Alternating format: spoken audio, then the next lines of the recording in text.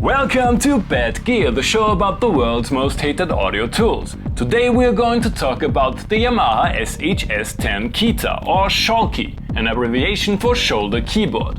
This toyish looking 1987 FM style crime seems to be the epitome of bad gear for some of you, and I'm not sure if this disapproval is based on the feature set of the SHS-10 or simply because it is a keytar. Arguably the first keytar in the history of humankind, the Orphica was invented right here in Vienna in 1795 by Karl Leopold Röllich, and I don't know how he managed to do this back then, but somehow it seemed to work wirelessly.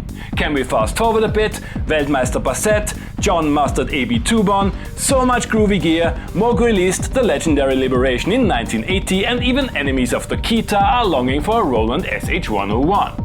Back in the day, Yamaha wasn't marketing the SHS-10 as a keytar, it was sold as a gui-board.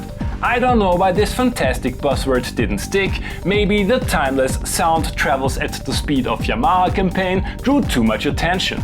As frequent viewers of this show might know, I'm not the main target group for keytars, as my keyboard playing skills are terrible and, as we will see in a moment, the SHS-10 cannot be controlled via MIDI or CV.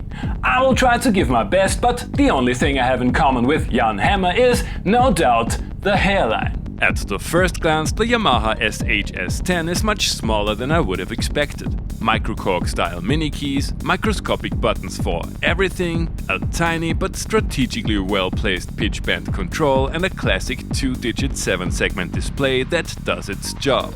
The FM Synth engine is a simple 6-voice 2-operator contraption and preset only. No tweaking of any parameters but vibrato, portamento and sustain.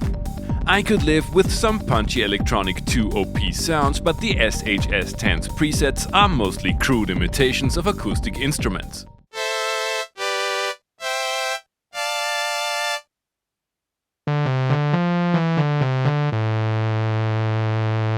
The synthesizer and wood bass patch are kind of nice though.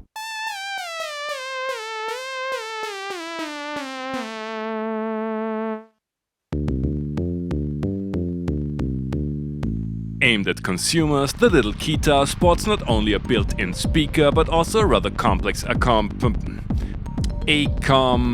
backing track section with a dedicated chord sequencer. Please don't make me go through that.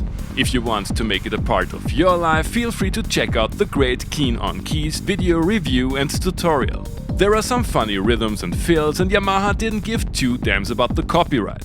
Or did they really give a pot of gold to George Michael to include Last Christmas as the demo song? To my chagrin, there is no MIDI in, but the MIDI out works great and even outputs MIDI clock and the note information of the backing tracks on different channels.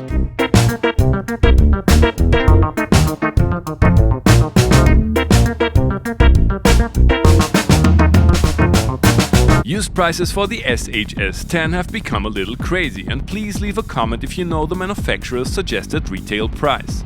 I got mine in what I would call okay condition for €100, and in case you were wondering, no, I'm not affiliated with this car dealer, and St. Pölten is the Austrian equivalent of Pasco, Washington. The SHS-10 was probably the cheapest way to liberate keyboard players back in the 80s. Why are there so many people who hate the little keytar, like it didn't return some videotapes? We have already heard the SHS-10 in our little intro tune. Ask me no questions and I will tell you no lies. My initial impulse would have been to drown the preset sounds in an ocean of FX, but let's have a listen to the pure and unprocessed sounds of the keyboard first, with a digitact synced to the unit for some extra oomph.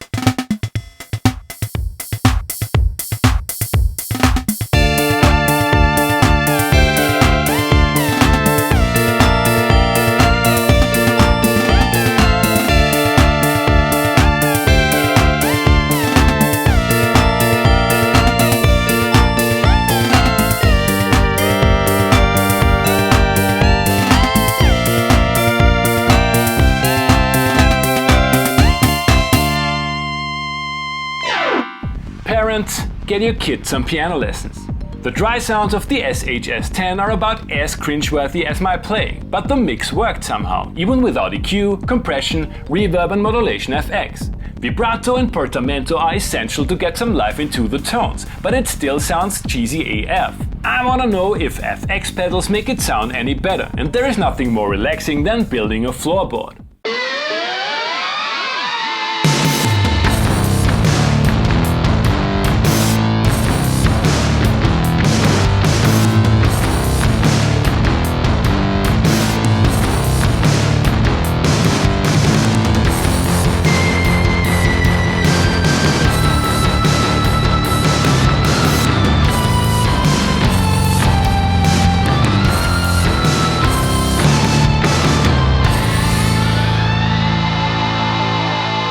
Maybe that's the way keytars are supposed to be used. To be honest, that signal chain would turn a hummingbird into hate sphere, but it is still a lot of fun to play. After weeks of ancient Roland and Yamaha gear, the amount of 80s clichés on this channel has become a bit annoying. Nevertheless, the SHS-10 needs to be part of this cop/gangster flick montage music whatever wave cheese fest.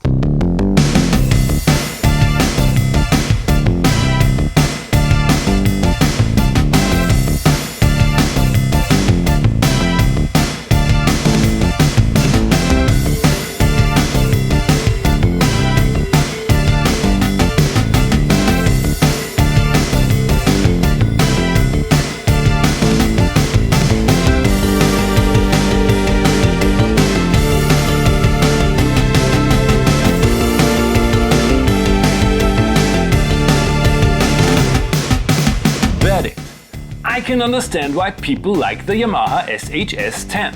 It is super 80s in every way, and although it is not the most refined instrument, it triggers nostalgia even in some of us who might be too young to have actual memories of that decade.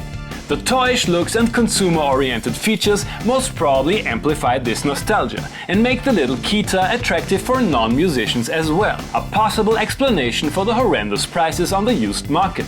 Using it for real music production and playing live shows is a completely different thing. Sure, it is a keytar and it has a MIDI out, so you can control other electronic musical instruments on stage and kick some guitar players' derriere at the same time. However, the tiny keys and lack of velocity can be quite a turn-off in this situation. We all like 80s cheese, but the preset-based 2OP synth engine and backing tracks of the SHS-10 are more like craft singles. It has little to do with the original, but there are situations in life where it is more than welcome. Especially the synth and bass patches are nice, but they certainly feel a bit lonesome as the only ones of their kind. I think it became quite obvious that I was struggling with the black and white keys, and I want to thank you for bearing with me until the end. Oh, and I just realized I more or less made 3 versions of the same song. Sorry for that. Thanks again for watching and see you next time. Hey guys, I hope you enjoyed the episode. Feel free to like and subscribe, and don't forget to leave a comment what other kind of gear you would like to see and hear on the show.